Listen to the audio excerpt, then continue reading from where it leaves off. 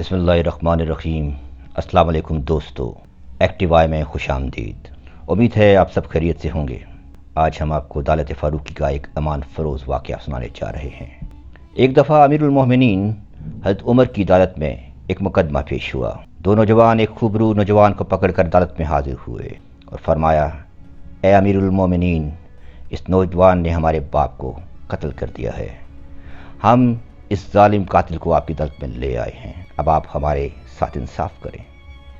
حضرت عمر رضی اللہ تعالیٰ عنہ نوجوان سے مخاطب ہوتے ہیں، کیا تم نے واقعی ان کے باپ کو قتل کیا ہے یا اپنی صفائی میں کچھ کہنا چاہتے ہو؟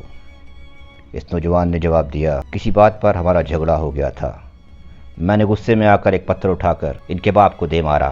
مجھے نہیں پتا تھا کہ وہ پتھر اس کے سر پر ایسے لگے گا کہ وہ فوت ہو جائے گا۔ حضرت عمر رضی اللہ تعالیٰ عنہ نے فرمایا کہ کیا تم اس بات کا اقرار کرتے ہو کہ تمہارا پتھر لگنے سے ہی وہ بوڑھا فوت ہوا ہے؟ نوجوان نے جواب دیا، جی ایسا ہی ہے۔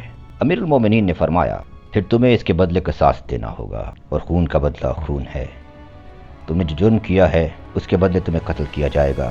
اس نوجوان نے جواب دیا، آپ کا حکم سر آنکھوں پر، لیکن ایک گزارش ہے کہ مجھے 3 دن کے لیے جانے دیا جائے، کیونکہ میرے والد نے مجھے کچھ سونا دیا تھا اور کہا تھا کہ جب تمہارا چھوٹا بھائی سمجھدار ہو جائے تو یہ سونا اسے دے دینا۔ میں نے وہ سونا ایک صندوق میں رکھا ہے، ایک جگہ پہ دبا دیا ہے جس کا میرے بھائی کو بھی نہیں پتا۔ میں اس کی وہ امانت سے واپس کر کے آج سے 30 دن سورج ڈوبنے سے پہلے آ جاؤں گا۔ حضرت عمر رضی اللہ عنہ نے فرمایا، ایسا نہیں ہو سکتا، تم نے جرم قبول کر لیا ہے، سزا کا فیصلہ ہو چکا، اگر تم واپس نہ آئے تو پھر؟ عدالت میں خاموشی چھا گئی۔ امیر المومنین نے پھر فرمایا، کیا تمہارا کوئی ضامن ہے، کوئی ایسا شخص جو تمہیں جانتا ہو اور یہ ضمانت دے کہ تم واپس آ جاؤ گے؟ اور اگر تم واپس نہیں آتے تو اس شخص کا سر قلم کر دیا جائے گا۔ نوجوان کی گواہی دینے والا اس مجلس میں کوئی نہیں تھا۔ اس نے مجلس کے تمام لوگوں پر ایک نظر دوڑائی۔ اچانک اس کی نظر ایک پرنور چہرے پر پڑی اور وہ تھے حضرت ابو ذر غفاری۔ نوجوان نے کہا، یہ بزرگ میری گواہی دیں گے۔ سب نے حضرت ابو ذر غفاری کی طرف دیکھا۔ حضرت عمر رضی اللہ عنہ نے پوچھا، حضرت کیا آپ اس بات کی گواہی دیتے ہیں کہ یہ نوجوان 3 دن میں واپس آ جائے گا؟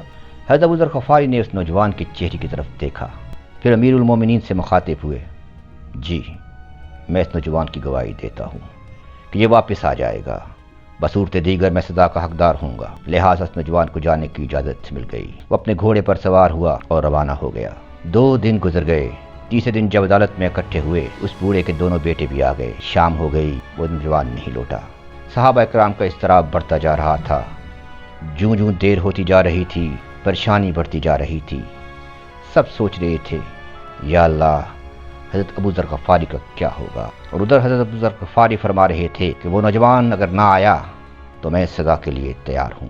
شام ہو چکی تھی، سورج کی کرنیں مدھم پڑ چکی تھیں، مایوسی اور پریشانی بڑھ رہی تھی کہ اچانک دور سے گرد اٹھتی ہوئی نظر آئی۔ ایک نوجوان گھوڑے کو تیزی سے دوڑاتا ہوا، پسینے میں شرابور، وہ نوجوان آ کے رکا۔ یہ وہی نوجوان تھا، گرد اور پسینے میں اٹا ہوا، اپنے وعدے کے مطابق واپس پہنچ چکا تھا۔ سب کی جان میں جان آئی۔